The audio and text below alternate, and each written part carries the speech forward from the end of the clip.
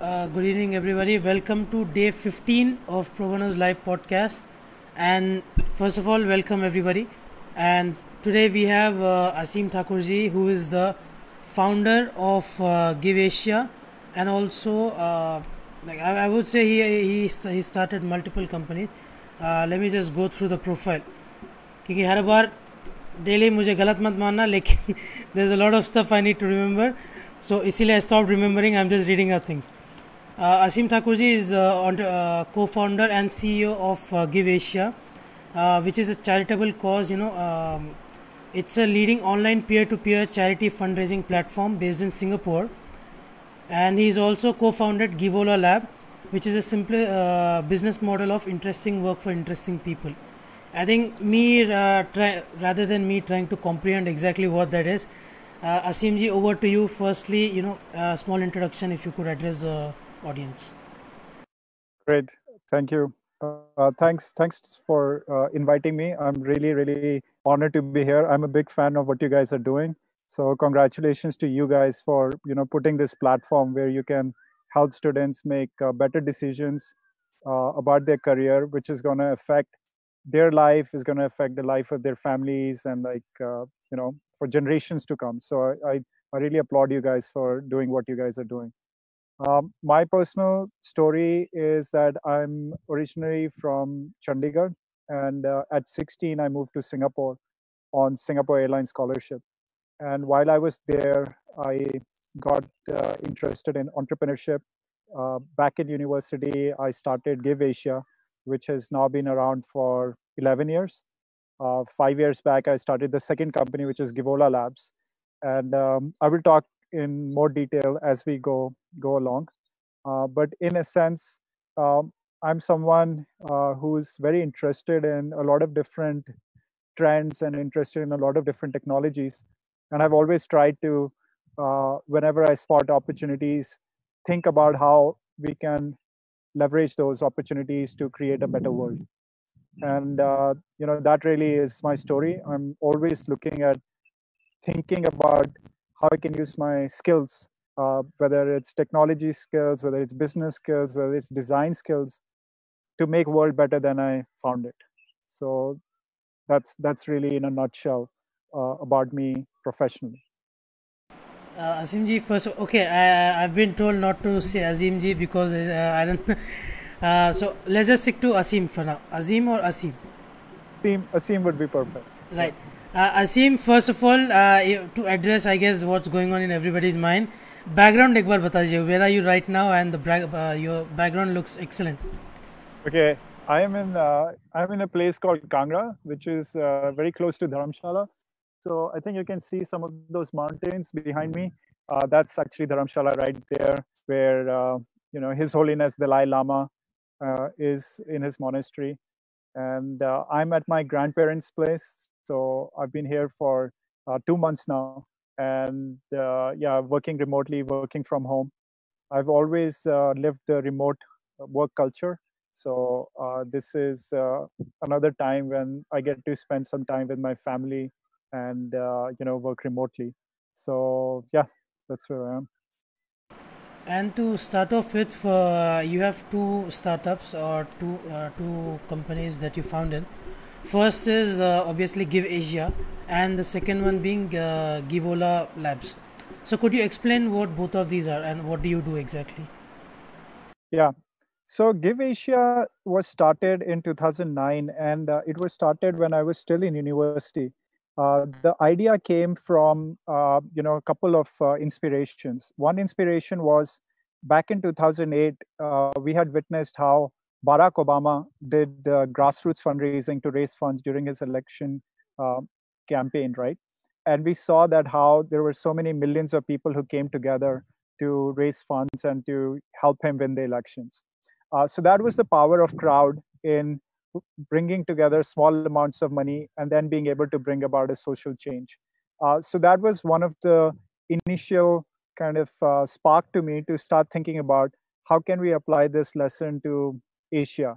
How can we empower people to make small contributions, make small financial contributions, but adding up the numbers we can actually make an impact. We can actually make a social impact. So that was one inspiration. The second inspiration was that back in 2008, I was in Stanford for a 1 year exchange program. So I was working and studying at the same time for 1 year in Stanford. And I would go to a lot of events and conferences happening on Stanford campus.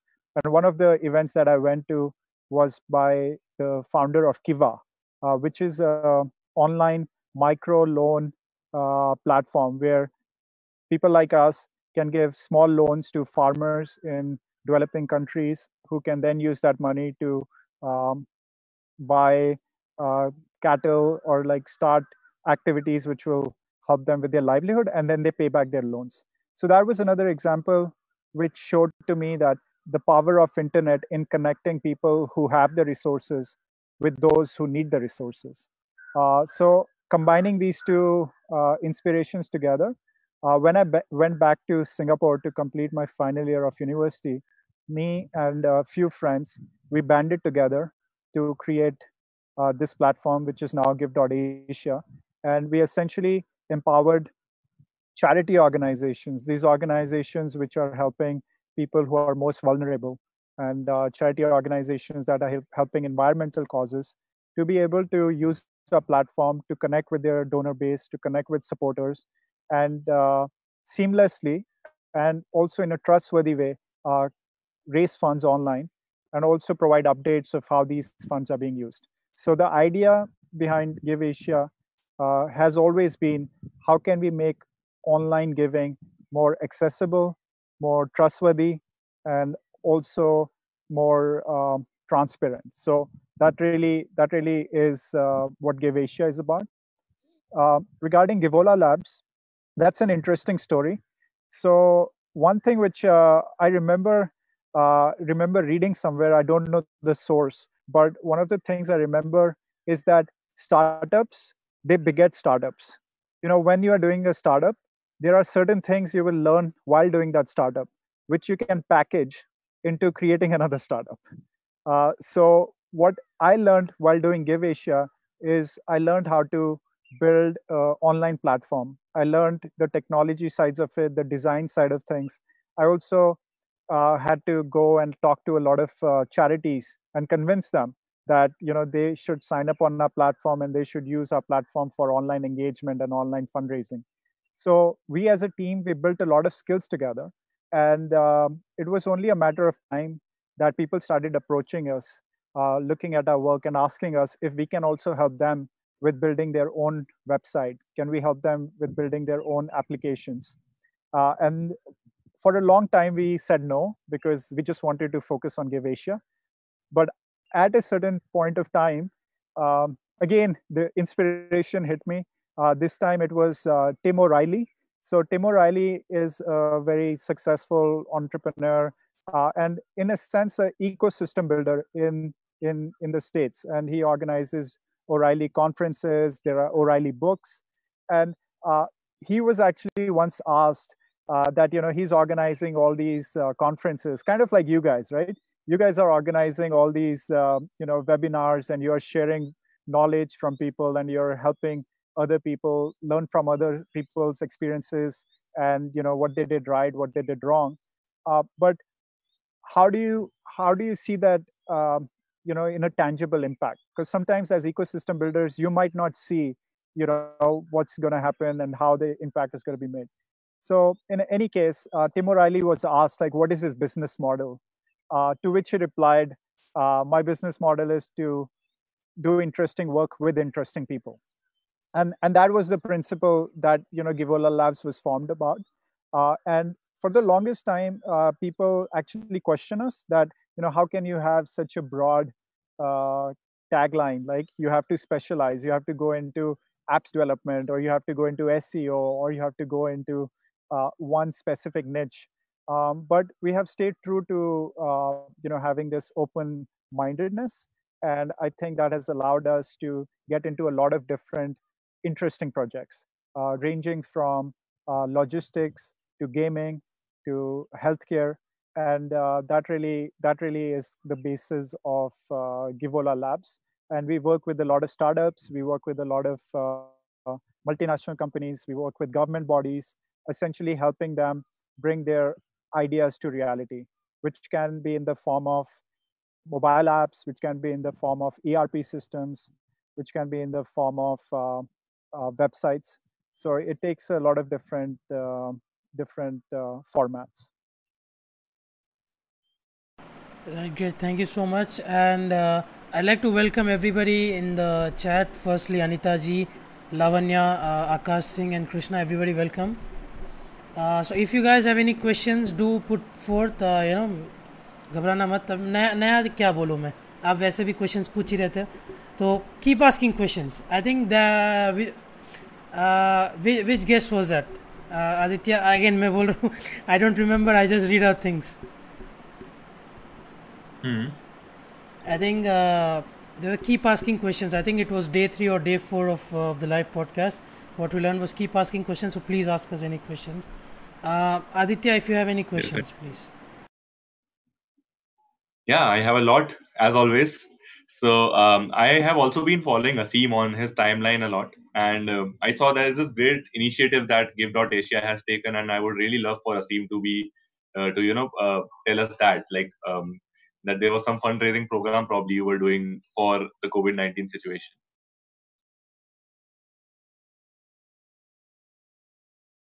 Thanks for asking that, Aditya. So yeah, as we all know, like we are amidst this COVID-19 situation. So anything we can do as individuals, as organizations to combat this, we should do. So there are a few initiatives that we have started. We have a Asian perspective on Give.Asia. So we have reached out to all our charity partners across the region, and they have using Give.Asia to list their campaigns. So in India, for instance, we are working with Gunj, which is helping daily wage workers, helping with their food supplies, and so we are working with countries all across Asia. We are also working with corporates. So we are working with Deutsche Bank to power their corporate giving. So they are using a platform for all their COVID-19 donation efforts across the region, and they are matching donations 1:1 for all their employees. So our role in this particular campaign has been to provide the infrastructure and provide the platform where it is very easy for people to choose which campaign they want to support across the region. So we've raised about $1 million so far for different COVID-19 campaigns. And we continue to see every day more and more campaigns coming online. And, we're trying to do our best to help them get awareness and funding. I think that is amazing. And first of all, all of us on the behalf of the team of ProBano and all of us who are watching, I would like to salute you because many people would think that obviously the doctors and the policemen and the people, who are managing the essential goods delivery, they are actually doing a great job, and salute to them also. But somehow we always think that businessmen or, the lalas, as we call it in India, कि हम कोई social impact नहीं कर सकते. So I think you are actually setting an example that entrepreneurs can also actively contribute to the space. Having said that, Aseem, when you were in 12th, did you ever think that you will become a social entrepreneur, or what were your dreams back then, and how did you reach here, like from that? That's a very interesting question, Aditya. So my secondary school was in Chandigarh. So I was born and raised in Chandigarh, and the dream was always IIT Delhi, right? Like, so that was what was always in your mind, right? Like, study hard, get into IIT. Around after my 10th, when I was studying for my IIT exams, I came across this opportunity to apply for a scholarship to Singapore, for Singapore Airlines scholarship. And, at that point, I was, again, a little bit unsure whether, it's worth going for IIT or should I go for Singapore scholarship. But I basically decided that, it's worth a shot. Like, you don't know until you try. Like, let's give it a shot. So I essentially gave it a shot, and I had to go for a written exam. I had to go for an interview, and there were like about 3 rounds, and I was one of the 50 students who were selected that year from India to go to Singapore on this scholarship, which was a 2-year scholarship for equivalent of 11th and 12th standard. And then when I got in, what really pushed me to go in that direction was essentially I wanted to see things from another perspective. I wanted to widen my horizons and learn about new cultures, learn about what is the way of life in another culture in another country, and that's what propelled me to take this opportunity to go to Singapore. And while I was there, I think my mindset was very much focused on I want to become a consultant at BCG, or I want to become an investment banker, right? Like that was what I was going after. And I think it was pretty much influenced by what people around you want. So it was very much everyone I talk to wants to be an investment banker, or wants to be a consultant, and that seems to be what you do if you want to be successful. So that was really the mindset I had back then. um, it was only in my second year when me and another friend of mine, we started exploring other things. So in our second year, we actually started a side business where we were doing food delivery. We were buying food and we were selling it in our student dormitory, and we felt that rush and excitement of solving a real problem. I still remember like the first day we started selling food. There was or the first week there was someone who came to us, and he looked us in the eye and he said, you guys are lifesavers. You have helped me kind of get this food, and because of this I can focus on my studies, and I can focus on spending time with my calling up my parents and spending time with my family. And I think it was at that moment where I felt that joy that I can add and I can create value for another human being through business means.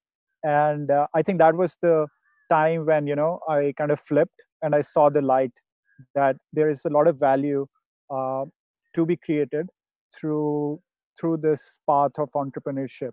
And from that point onwards, I started seeking out experiences. I started seeking out knowledge to understand like how do you become a better entrepreneur? How do you become better at this sports of entrepreneurship? And yeah, once I went to US, so I went to Silicon Valley on an exchange program, which was a work study program in Stanford. And I started like meeting all these amazing people who have changed the world in some ways. I think at that point I was like bit by the entrepreneurial bug, so to speak. And after that, I've always been in one way or the other involved with startups. Great, thank you so much. और आदित्य, आज का तुम्हारा question का कोटा ख़त्म.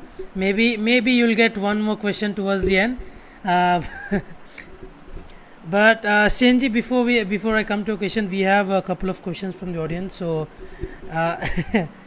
Krishna asks, what's your take on spirituality? Wow, this is a very very thought-provoking and deep question. Honestly, my answer to that would be spirituality for me is to be able to be content, to have more and more contentment, even when you have less and less. What I mean by that is that at the end of the day, it's not the material gains which is going to bring you peace of mind. What's going to bring peace of mind is intrinsic rather than extrinsic. So my take on spirituality would be make peace with yourself internally, and then the external things are almost a byproduct. And I did struggle with this. I think as an entrepreneur, you do have very ambitious goals, and you are motivated extrinsically quite a lot You always want to win. You always want to beat your competitors. You always want to do all these things. So for me, it has been a journey to understand and to realize that it's not about competition. It's about advancement, and it's about your peace of mind. Because if you are in a good state, if you have the peace of mind, you will be able to serve your customers better, and you will also be able to treat your team better. Right. Thank you so much. And another question by Dr. Rohit Kaul. Rohitji, welcome. How do you see social entrepreneurship as a career? Yeah, this is a very good question. I think when I first started, this was almost 11 years back. I remember even in Singapore back then, um, the definition of social entrepreneurship was very um, contentious. Like, different people will look at social enterprise in different ways. And honestly, like for a long time, I personally struggled with it as well, because as a for-profit enterprise, which in some ways does not care that much about the social mission, you have a lot of focus in just going after the money, in just going after the profit, and everything else is secondary. But as a social enterprise, that's not the case. It is about fulfilling your social mission in a sustainable way, in a way that financially also makes sense. So, in some ways, social entrepreneurship is like playing the video game on super hard mode, because now you have to both make sure that you are true to your social impact, while at the same time you have to make sure that you don't run out of money. So there are similarities between the two, because even in social enterprise, the basics are still the same of running a business. And I think what it seems to me is that it takes some time for the culture to be more receptive and to be more nurturing of social entrepreneurs. And it is just it's just like what I have seen is just like a maturity of the the startup ecosystem, that over a period of time, in the beginning you see a lot of for profit ideas, but as you go along, you will see more social enterprises. And then this is just a question back back to the audience as well, right? um, I think the definition of social enterprise is also changing, right? You might argue even that Tesla is a social enterprise, because maybe because of the the environmental mission it has, and how it is you know at a global scale, it is moving the automobile industry to be more eco-friendly. So while you might not consider Tesla as a social enterprise, but it has a very strong social mission. So should we consider that to be a social enterprise? And the other question would be, if you look at Beyond Meat, which is the the synthetic meat, right? Like which tastes like meat but is made of non-meat product, is made of plant-based products. Is that also a social enterprise then? So I think we have to relook at how do we classify social entrepreneurship as well.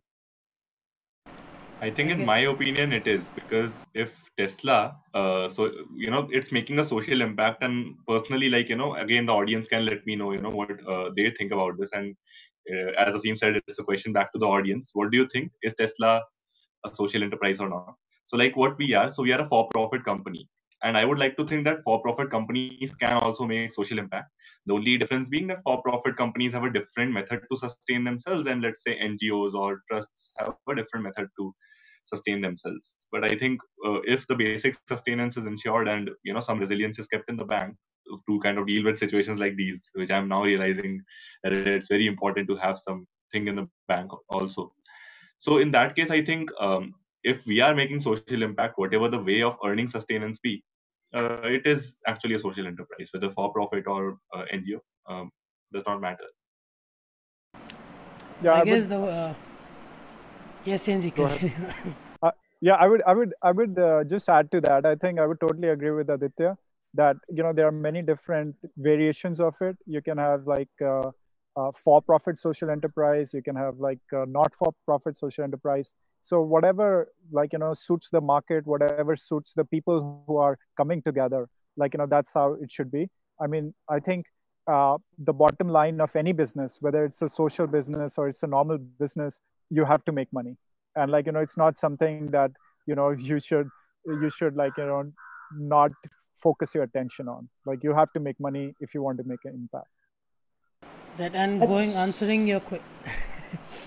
Sen just one small comment. continue. So sorry, ऐसा लग रहा है आपको मैं completely break of कर रहा हूँ पिछले आधे घंटे Oh, से. no. I've picked up quite a few points, which it's okay. Carry on. Aseem, answering your question about is Tesla as a social enterprise, I guess the Tesla Roadster to the 2020 or 2021 now, I guess that the promised speed is 240 miles per hour, and they're selling it at I think $240,000. So I guess, and if you wanted to hit that kind of speed, you had to buy a Koenigsegg 11 or a Koenigsegg Regera or maybe a Bugatti. So that costs you like $3 million. Now, even though me personally like the feel of engines and fuel machines, I guess if I just wanted to hit the speed, I can hit it now like 10 times less the money, and it doesn't waste fuels. So I guess if I look at it that way, like my personal agenda, I guess. Senji, Yeah. over to you. Yeah, that's a very interesting point, Aseem, you made. You talked about a better world. You want to leave this world a better world than what you found. It's very interesting. And you have found a joy in creating value for others. The two themes that you worked on, and that's sort of taken you through in your journey. Talking about social enterprises, I had that, touching on whether Tesla and all. Now, when I was with the medical board, I worked on setting up the strategy and finding the purpose. And the purpose that we came up with for the medical board was to have a healthier and a happier community. So that makes it fairly and squarely bang center and front and center about the society, about the community.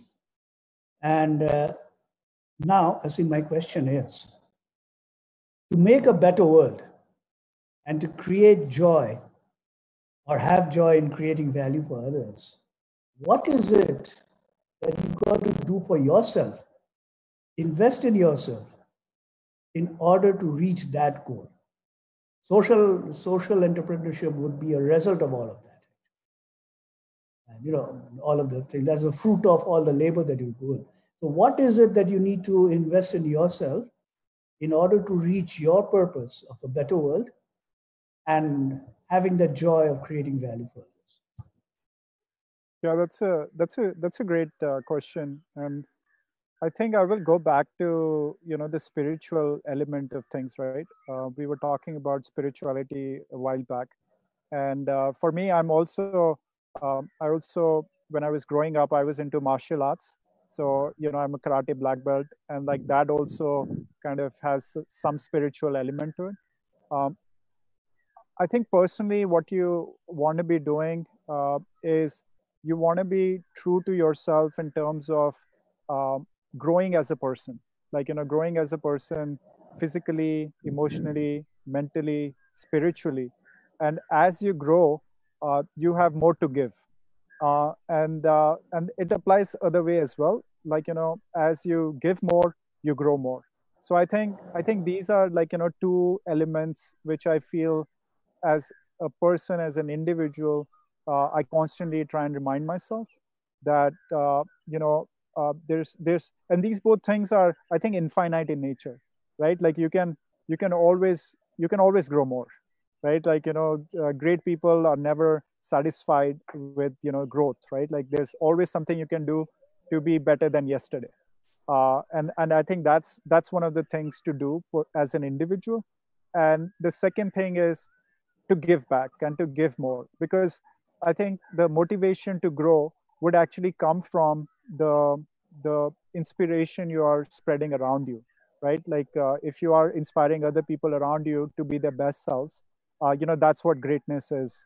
So I think that's the point, right? Like just keep on looking for opportunities in which you can grow more, and opportunities in which you can give more. And what would you say about curiosity? How does that play a part? I do know that curiosity is a big subject in Stanford, but okay. Yeah. What's your take on it?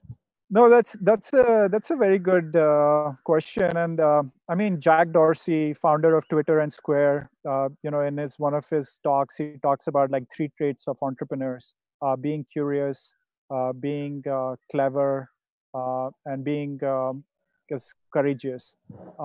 Yeah, curiosity is definitely something which has brought me where I am. I was curious about this thing called Singapore Airlines Scholarship. I was curious to go to Singapore. When I was in Singapore, I was curious to see how it's like in Stanford. I was curious to go for that talk in Stanford to, listen to the founder of Kiva and hear like, what he had to say. So it is this curiosity that brings you to new experiences, and it brings you to new perspectives and new things, which in some ways, you know, give you another perspective or give you another way of looking at the world. And once you have that perspective, and once you see world in a different way, then in some ways you have had a peek into the future. And like once you have had that peek into the future, you want to bring it back and you want to share it with the rest. In many ways, there's a famous quote by William Gibson. He's an author. He says, "The future is already here. It's just not equally distributed." So as entrepreneurs, that's what we are really trying to do. The future exists somewhere. It's our curiosity which brings us into that future, and then it is our courage, and it is our I think our attitude, and our resourcefulness, which then is able to distribute that future to the rest of the society. So yeah, to your point, yeah, I think curiosity is a big element to growing, and curiosity is a big element to even giving back, because you have to be curious to empathize and to understand what are the needs, to be able to effectively address them. Brilliant. I think that was on the spot. And it's great to know that you're a karate black belt, because I have also dabbled a little bit in that, and I'm a Reiki master. So a bit different, perhaps. Can you do virtual Reiki? Yeah. Oh, nice. In these times of COVID-19, we need virtual Reiki. You actually can, yeah. I have done that much of training that I can actually, seriously. But that's a different subject for a different day. But with your curiosity, with the joy, how would you take everybody along? So you have done about yourself. We talked about the physical well-being, being proper. You talked about the curiosity that is required for somebody to grow as an entrepreneur, as a leader, as going forward. Now, there is another puzzle in this, there's another piece in this whole puzzle, getting to the better world. And that's where I'm going, is how do you take us, everybody around, along in this journey? I mean, the world is there, but you can't reach the world yourself. You need us together to get there. How do you do that? Yeah, there's this arm of philosophy. It's called the Adlerian Philosophy. So Adler talks about like how all problems in the world are interpersonal relationship problems, right? So you kind of spotted it very well, and honestly, I'm still learning about it. Like I'm still trying to improve it and improve myself, as a leader, as a communicator every day. I think a big part of what you are sharing about is communication, and communication through words, communication through actions, and yeah, like I would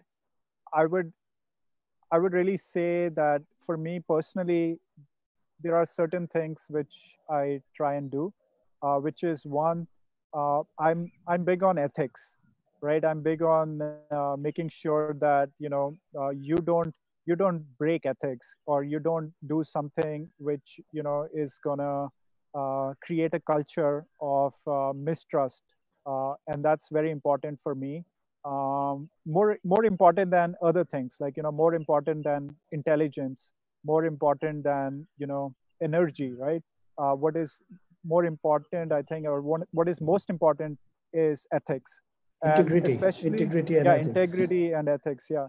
And especially in in the startup, in the sport of startup, right? Like when you are building something from scratch, you are in for a long journey, and this long journey also plays out such that most of the rewards are towards the end. So it is actually 5 year 10 years of hard work, of pain, of sweat. So you want to be in this journey with people whom you can completely trust. And yeah, and I think it's something which I'm still learning to become better at. um, but yeah, to answer your question, I think first you have to lead yourself, and then and do the hard things, and that's when uh, people would be joining you in the journey. So you basically need to inspire the people to come with you. In all of this, when you get the people, what sort of weightage would you put on two values? One is caring, and the other is valuing that relationship. Yeah, I feel like your questions are very, very interesting, and they are very, very, very on point. um, Again, like I feel that for me, the caring comes quite naturally, right? Like I think I just am quite empathetic, and I do, like care a lot about making sure that I'm doing my best to take care of people, to take care of people on the team. And the other part about, like valuing your team, uh, I think that's something which I struggle with, and I'll be very honest and open about this, because one of the things which uh, I've felt is that I can sometimes be uh, too focused on the social mission. I can be too focused on what we need to achieve as an organization, as an entity, that I might not put as much importance on valuing the effort the team is putting in. And I think as an entrepreneur, I've realized that there are some entrepreneurs who have this, whether it's a gift or it's a curse, that they always look at what can be fixed, like what can be solved, what can we do better. But sometimes that can be seen as you not valuing the effort people are putting in. Yeah. So it is something which I have to work extra hard on, to not, like jump onto conclusions, and basically taking the time to understand that, and build a culture where effort is rewarded. And I mean, a lot of times, like perfection is the enemy of good. So if you are always striving for perfection in everything, sometimes you might not make progress, and also you might not be happy in the process. So yeah, it's something which I definitely I'm trying to figure it out. That's brilliant, actually. I think you have got everything there. So now, Aditya, you might have something going on in your mind. I can see from your smile that there's something on your mind, right? I always have a lot in my mind, and I think I'm getting to learn a lot from what Aseem is saying, because I am also an entrepreneur, and it is always very important to sometimes detach from the numbers, and we all also keep discussing like how much views this webinar got and all that. But yeah, sometimes we need to detach ourselves from the numbers and just focus on the process, take the people along with us, inspire them, make them feel happy, extract happiness from the more from the work that we are doing, and it's always nice to be reminded from conversations like these. So yes, Hamant, do we have any audience questions coming our way? We have so many audience questions. Firstly, let me see. We have a question by Devjit Kar, who says, "What do we need to? What do we do when we feel lost while scaling up in our career?" Yeah, that's a good question. What do you do when you're lost in scaling your career? I think one thing you have to remind yourself is that this too shall pass, and I really mean it. Like, in a few years down the line, when you will look back at this experience, the likelihood is that you might actually see that it was important for you to go through this experience to become a better person, to become a better professional, to grow. So I think it's about, like, having a outlook where you look at whatever you're going through, and then you try to see, like, what can I learn from this. um, there's a famous investor, Ray Dalio. He talks about this in his book called Principles, where he talks about pain plus reflection equals progress. So we do need that pain, and we also need that reflection, and with that we can make progress. So that's one thing I would say, is that take the time to reflect on, like, what happened, how did you get into the current circumstance, what could you have done differently, and also talk to other people who have uh, probably taken the path that you want to take, and get some advice from them, get their perspective.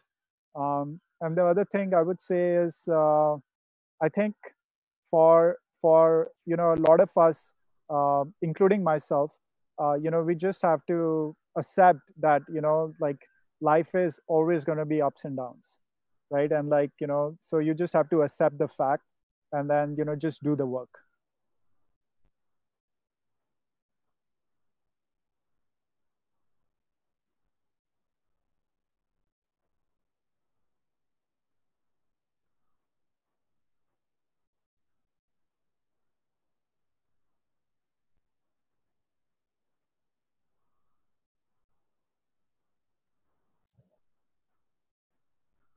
Are Yeah, the people able to hear us?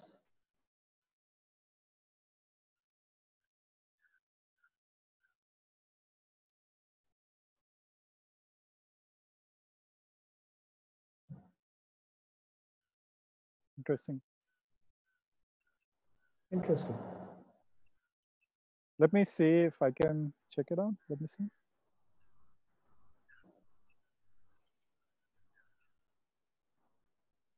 Okay.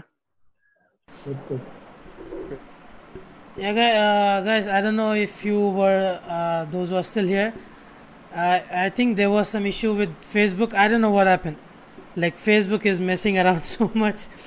But we are back now. And if you guys missed anything, Aseem, if you could just, catch up on the last minute or two. Yeah. Yeah.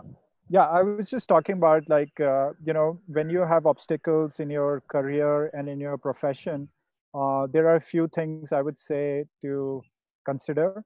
One is just to take some time to reflect and look at what were some of the decisions, or what were some of the circumstances that got you into that position. And sometimes it could actually be, not even your fault. It could be just, like, for instance, like, if you look at current situation with COVID-19, right?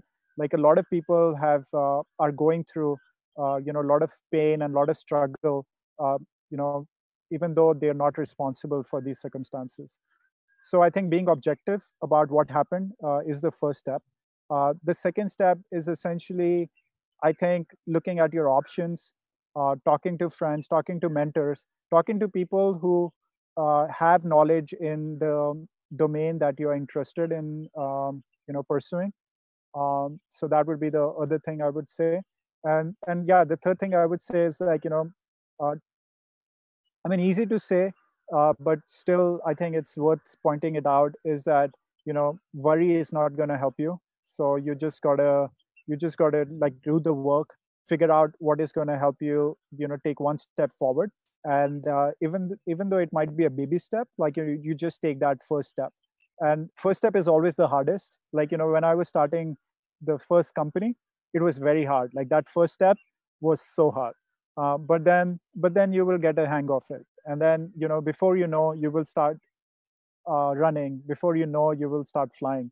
So just keep reminding yourself that you will get there. It's just that you gotta keep pushing.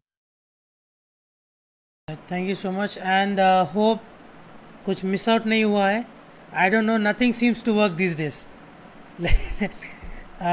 Facebook crash हो रहा है, Zoom crash हो रहा है, and me as a person, even I'm crashing sometimes. I don't know. But we have a question from Vinayak. It's a very long question. Vinayak, थोड़ा छोटा करके लिख दो भाई. मुझे पढ़ने दिक्कत होती है. So anyway, Vinayak asks, Sir, today in India, there is a large push towards entrepreneurship. The rewards no doubt are big, but if you are able to succeed. But with its reward, it brings huge risk, and a lot of people go into the field hearing about a success story, but they don't realize that 99 fail for every one that succeeds, especially in startups. So what is your advice to students who want to pursue entrepreneurship, and how can they minimize the risk involved? Yeah, that's a very good question, and thanks for asking that. I think the way I will put it is that uh, I mean, there are different ways of doing it, right? Like, in order to be in startups, in order to be in entrepreneurship, it requires a certain level of dedication. It requires a certain level of sacrifice. It requires a certain level of lifestyle that you should be okay with living, right? It is definitely not a bed of roses. Uh, my journey, as well as journey of other entrepreneurs and people in the startup field, I realized that it is a lot of pain and it's a lot of sacrifice, and it's also okay. Okay, take your time, man.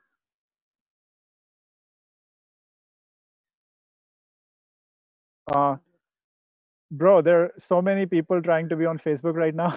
Like, COVID की वजह से घर पे बैठे हैं सारे. Nobody is like commuting. Everyone is like, okay, काम खत्म हुआ, चलो Facebook पे जाओ. Oh, you're absolutely right. Because I have my friends in the US. Yeah. The guy is on live on Facebook all the time. Yeah, everyone is like on the information highway right now. We are having traffic jams on the information highway. I tell you. He wants to know what's happening in all the countries and all that thing. Exactly. Yeah. But you're back? No worries, man. No worries. I mean, it is a very important question he asked. I mean, he needs to get the answer. Or at least get my perspective on it. Yeah. Because I'm not gonna sugarcoat it. Yeah. There is no sugarcoating on this, actually. Yeah.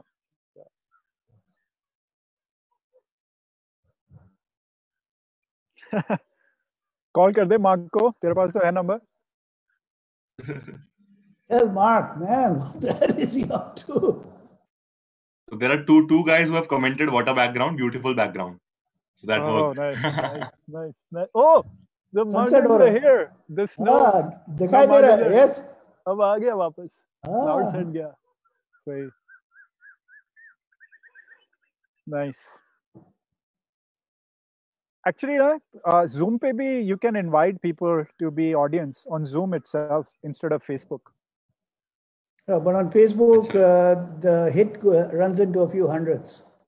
Okay. हाँ वही मतलब probably वो उतना audience नहीं आ पाएगा. So basically, people don't ask questions, but they're listening. दोनों करो. Like एक तो webinar करो, जो Zoom पे है. People can come into the webinar.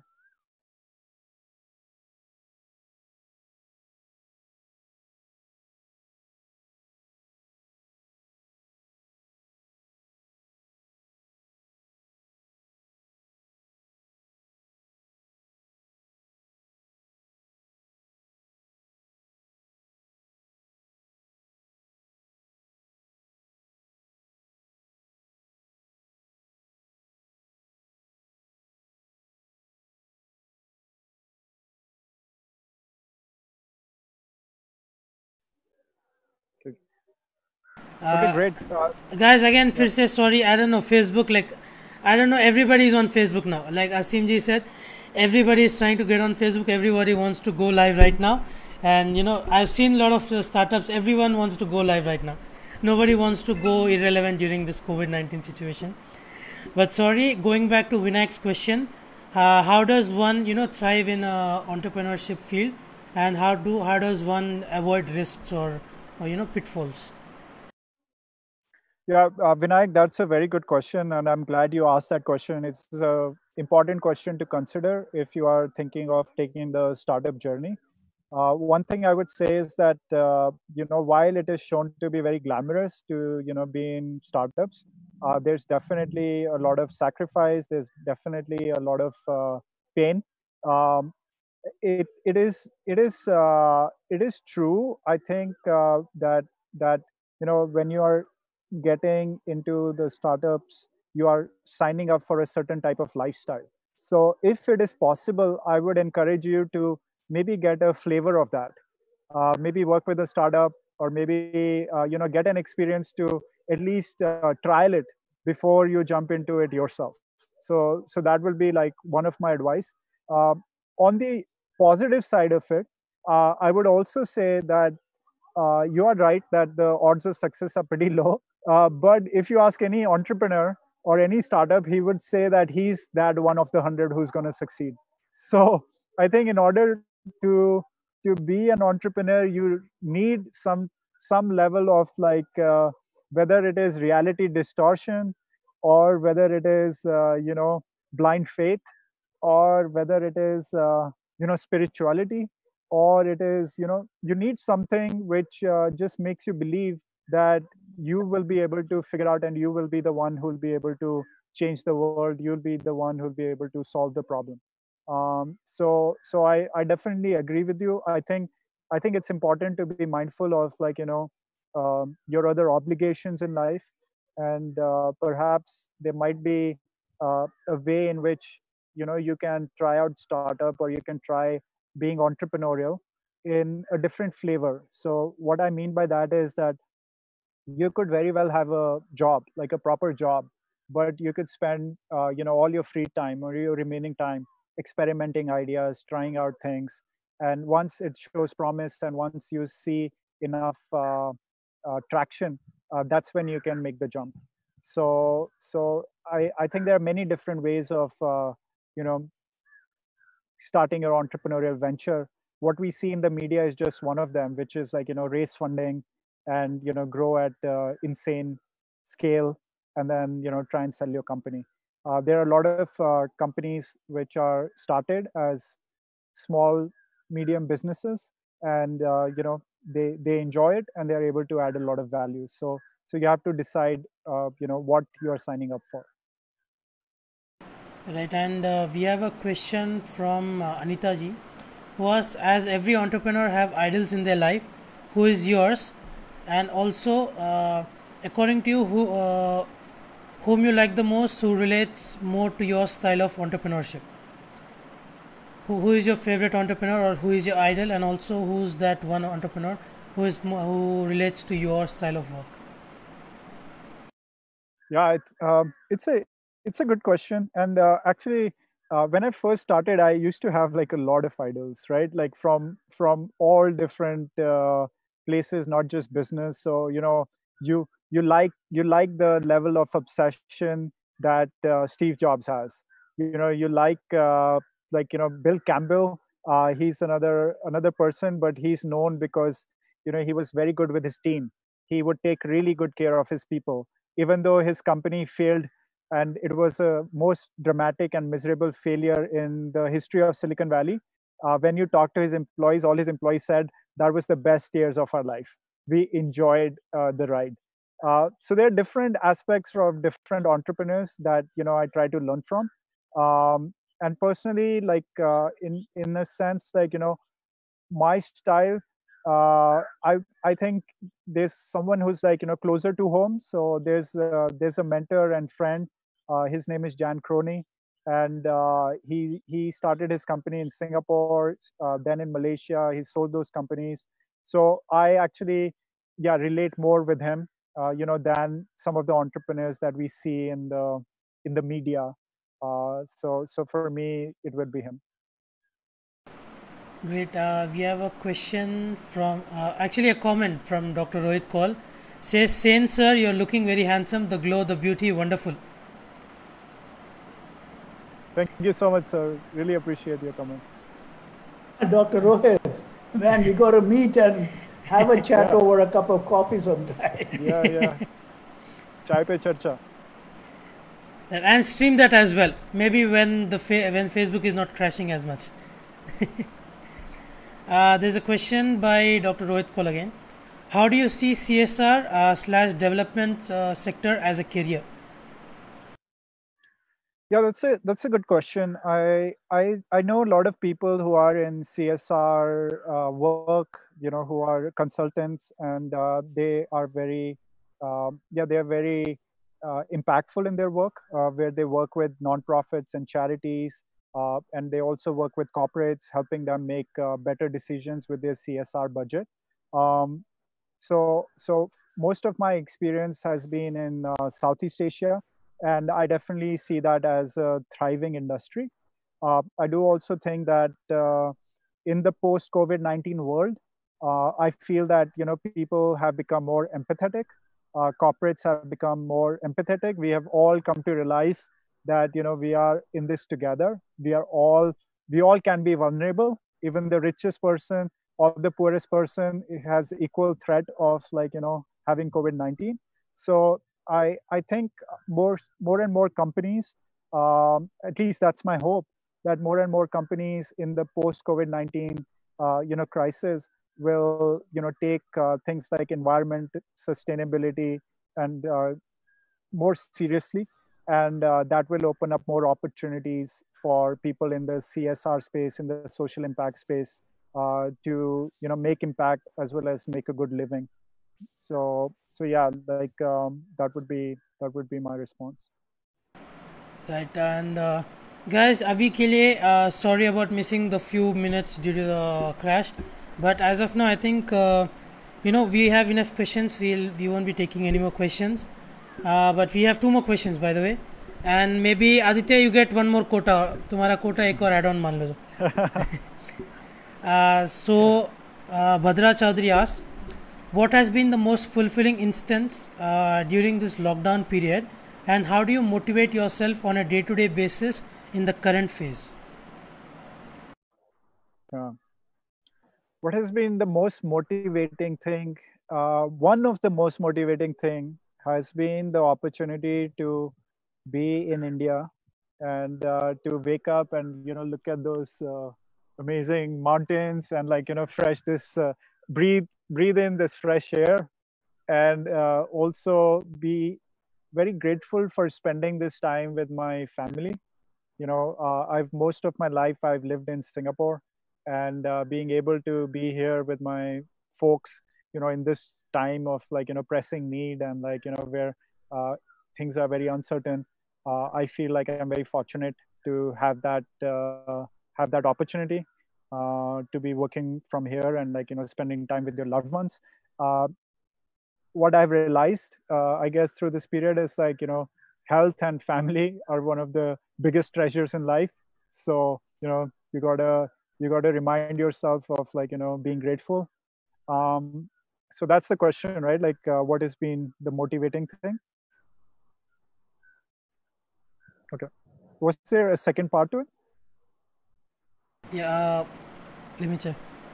How do you? What has been the most fulfilling instance during the lockdown period? And the second part being, how do you motivate yourself on a day-to-day basis? Yeah, motivation. I am quite into books, so I do like reading books. I do like some positive interviews. Recently, one thing which quite resonated with me was an interview of Kobe Bryant, who passed away unfortunately earlier this year. But he talked about one of this quote from his English teacher when he was growing up, and the quote was, "Rest at the end, don't rest in the middle." And I think that is quite inspiring and motivational for me to remind myself that even though we are going through these difficult times and these pressing times, like you gotta keep going, and you gotta make the most of this opportunity to both grow as well as to help others, because there's no better time than right now to be able to lend a helping hand and to be able to help people who are who are struggling right now.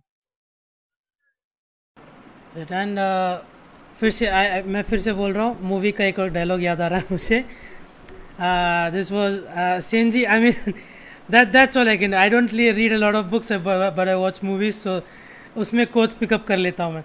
I guess this was watching movies is a good thing to do. I'm telling you, I've done that my lifetime. So go ahead. So this was obviously out of context. This makes sense. Lekin the movie is not exactly something spiritual, but it says walk until your feet bleed. I'm paraphrasing, of course. Walk until your feet bleed. Walk until you can't walk anymore. When you feel that all hope is lost, look up to the sky, and then keep walking more. Which movie was that? I mean, the essence is the same. John Wick 3. Nice. Yeah. That's a lovely movie, man. Yeah. So. Yeah, obviously, like I said, I'm paraphrasing a little bit to make it more, spiritual. But you guys get the essence. And he valued the relationship with his dog, huh? Right. Absolutely. I've had 2 dogs. I've lost them over the years, so I understand. We have, I guess, maybe we'll take 2 more questions. The second one is a very small question. So firstly, you use many cutting edge technologies like digital marketing, artificial intelligence, user interface and experience, and others. So do you think yourself a change maker?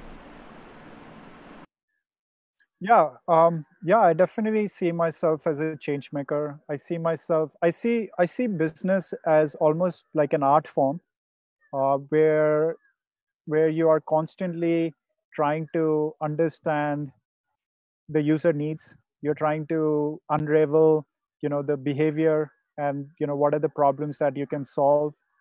You are constantly figuring out like what are the technologies that you can use, what are the marketing strategies that you can use to connect with your users, and at the same time you're figuring out like what's the best way to keep your team together, to keep your team united. And I think it is a very creative endeavor. It is a creative aspect. So to me, you're definitely making change. You're making change in yourself. You're making change in your team, and also with your products. You're making a change in life of the people you're serving, like your market. So I definitely see myself and my team members as being change makers.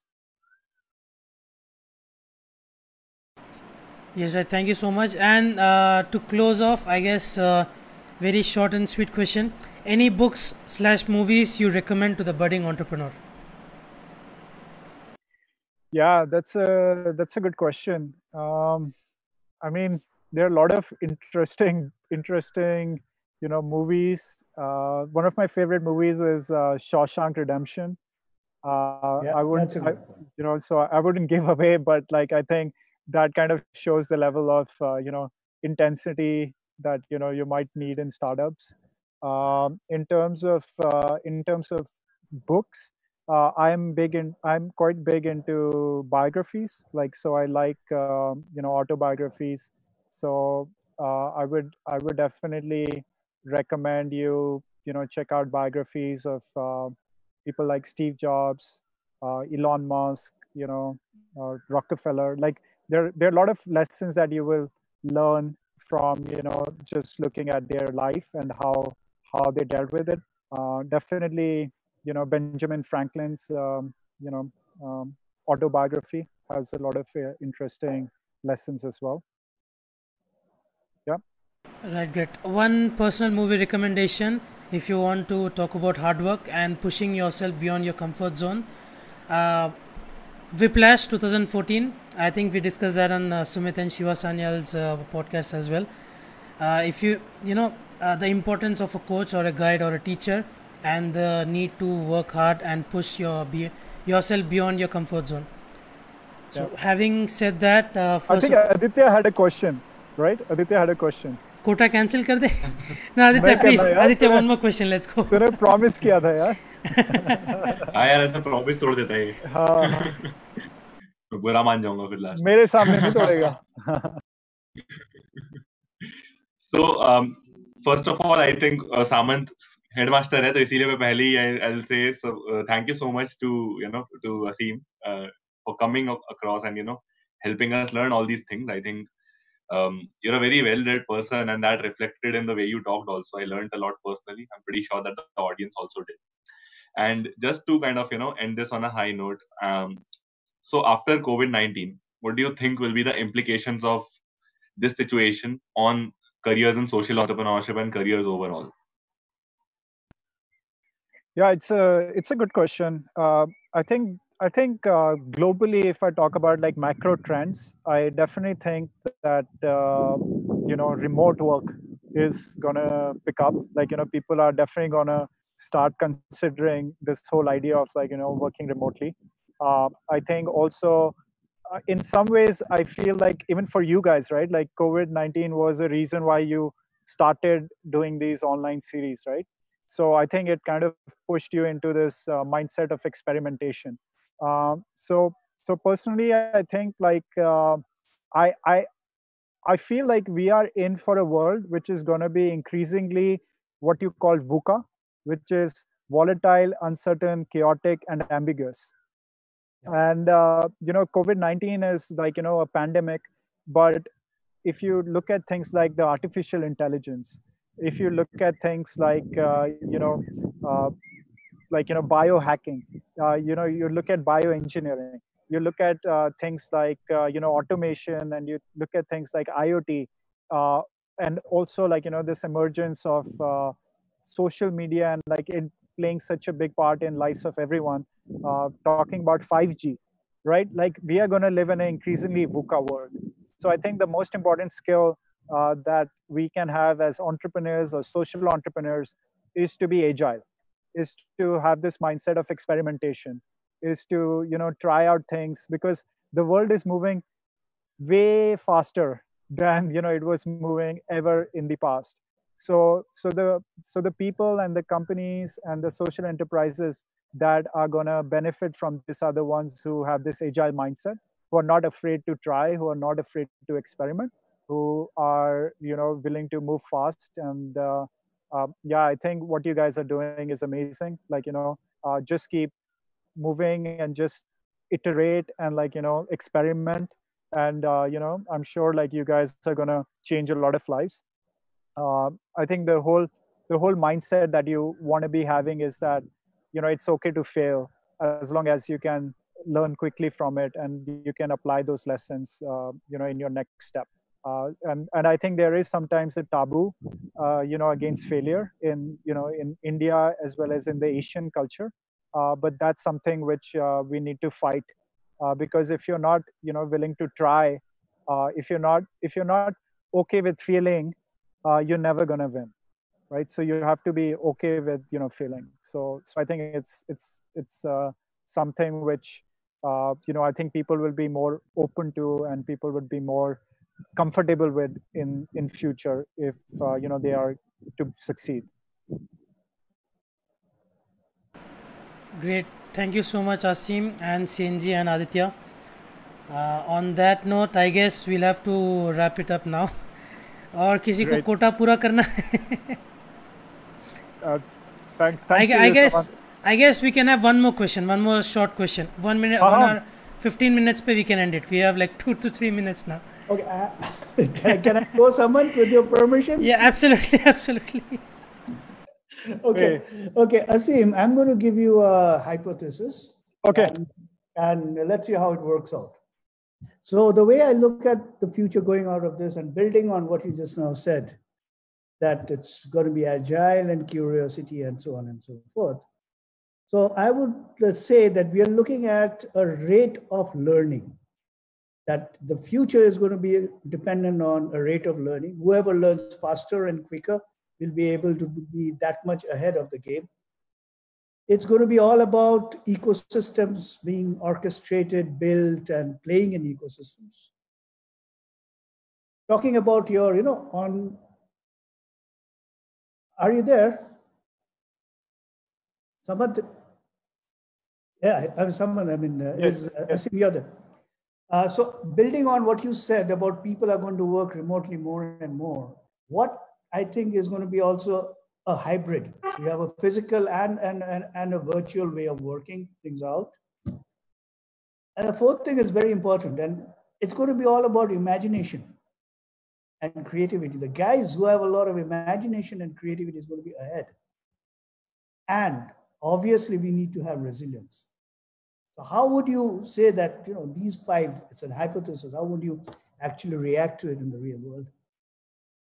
Yeah, I think what you're saying is absolutely spot on. We're gonna definitely have very diverse like workforce. Where people are going to be from different locations. Some are going to be, from your country. Someone is going to be from another country. Imagination, definitely big. Yeah, totally agree with you. Like, creative ways of like thinking about problems. And the other point you mentioned about like, this almost like childlike curiosity. Also like, being able to challenge the status quo, right? Even if you look at like, even in the past, if we look at things like, we were always told that, never talk to strangers, right? And then you have this company called Airbnb, which is about like inviting people into who are home. strangers to your home. Yeah. And then, we were told about like, never give a lift to a stranger.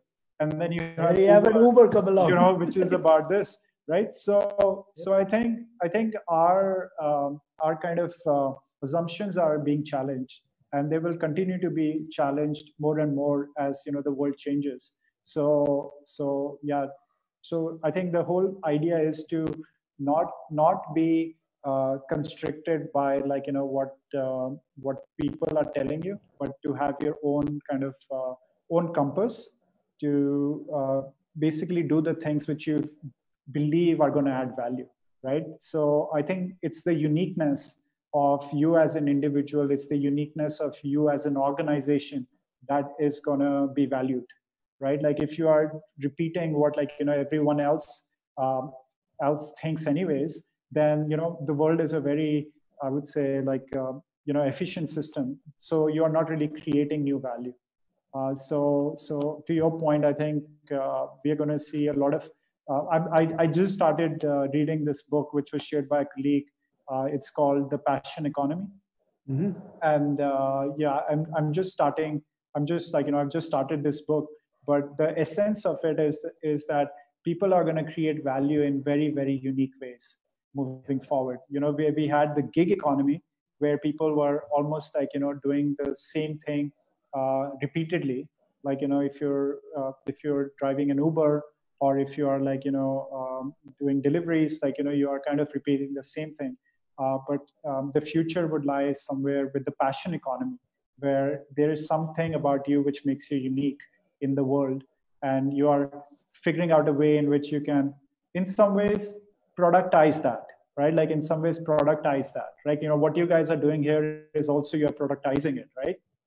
You are basically, instead of conducting these things in classrooms, you're doing it over media. And so while Aditya and Samant and Mr. Sen is sleeping, some kid in like a rural village in Bihar is watching us talk, and he's learning from it. So you are creating that leverage which you didn't have before. So I think it's all about, in this new world order, it's all about how are you using the leverage, whether that leverage is coming from media, like in this case, or it is coming from the written word, like you're creating content, or it's coming from engineering. So you have like, maybe you guys have built a bot where people are able to just like talk to the bot and get career advice, or it's coming through artificial intelligence. But in a sense, like you have figured out a way in which you can instead of just 10 of you in the team, Now you have the leverage of like robots, and you have the leverage of content, and you have the leverage of you have a full ecosystem. Yeah, and that is like bringing you from where you are to 10x to 100x to 1000x. And that brings us to a complete circle. Aseem, you started off by saying to build a better world, and you have just told us about how we go about building a better world in the future. Thank you. Thank you, everyone out there. Yes, thank you so much, everybody. Firstly, the audience, thank you for all your questions and for all the comments. And yeah, thank you for all your insights in general, and thank you for staying with us. I think अभी तो और एक कोटा पूरा करने के लिए अभी नहीं हो पाएगा, so we have to end there. And first of all, thank you to Senji and Aditya, and most importantly, Aseemji, thank you so much for being with us today. I think Aseem has left. No, I think he's dropped out because he had a problem with his right back. Yeah. So everybody who was watching, thank you all very much for being there. Thank you. Bye-bye. Yeah, Aseem, just one last thing. Thank you guys. I guess Aseem has to leave. So everybody, thank you so much for being with us today, and see you guys tomorrow at 6 p.m. on Facebook, same time. We'll be here with a new guest. So see you guys there. Bye-bye. Wash your hands, stay indoors, and stay safe. Take care of your family, and best wishes. See you guys tomorrow. Bye-bye.